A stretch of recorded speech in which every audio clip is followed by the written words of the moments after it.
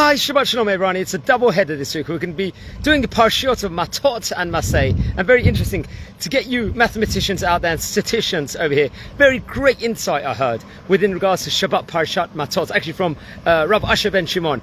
Check this out, friends. So we see that in this week's Parshat Matot. We're going to read all about the war against Midian. Unfortunately, Am Yisrael has had to, let's say, face many different challenges within regards to different countries. Over here, this would happen against Midian in this week's Parsha.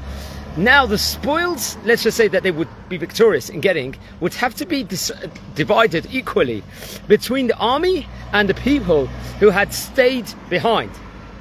The tax, however, the taxes, however, was different. The army had to give 1/500th to God, and the people who had stayed home had to give 1/50th. Now, following are the numbers as described in great detail by the Torah. Now, what did the plunder consist of over here, friends? It was, let's say, 675,000 sheep, 72,000 cattle, also 61,000 donkeys. And as for the people, the souls itself was 32,000. That's what's stated over. Now, let's just say the half that was a portion of those who went out to battle, let's just say, that was.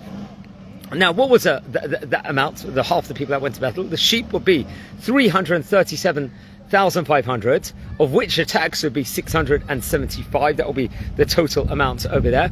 36,000 cattle, of which a tax naturally would be number 72 if we use calculations for that.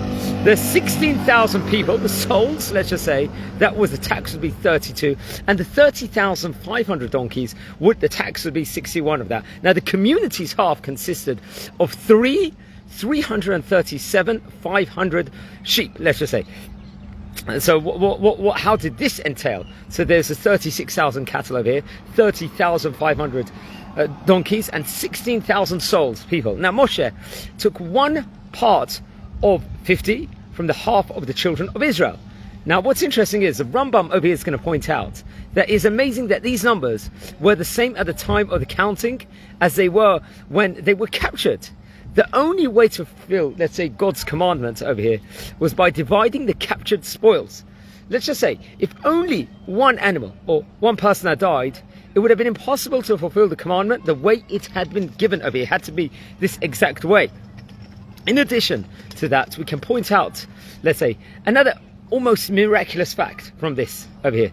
As the above numbers, let's say, attest that there were, let's just say, no leftover animals or people, the numbers were all dividable by 2 over here, and then by 500 or 50 without having any extras over here, which is miraculous in of itself. This was the case with each type of animal as well as the captured women. So we learn from here that when Hashem commands us to do something, it can always be done. Not only did Hashem arrange they should capture exact amounts during the war itself, for months, maybe years, before this attack happened, let's just say, the Midianites were preparing their livestock to be plundered by the Jewish people without knowing it. When a farmer decided to get more donkeys, he thought he was doing it for his own business gain. When the farmer next decided to sell 600 sheep to the local butcher, he thought the same. Now, in reality, it was all part of the divine plan over here to enable a mitzvah to be fulfilled at a much later stage, as we very much see from this, very much so. This is not a miracle like splitting the sea. It can even be said that it is no miracle at all. No laws of nature were broken, but it is the obvious presence of the hand of God that made all these impossible facts come together. Let's say if we only pay attention to the natural events around us in our day-to-day lives, we would see the same hand enabling us then to fulfill His commandment everywhere. So amazing statistics over here, and just every single thing, every single exact measurement that God does everything is divine and everything is miraculous, and we need to wake up and realize this at every single moment in time. So it's double header Parshat Matot and Parshat Masay. Enjoy it, learn it, breathe it, and wishing you all a fantastic week and a Shabbat Shalom to you all here from sunny Bet Shemesh. Take care, friends, and enjoy.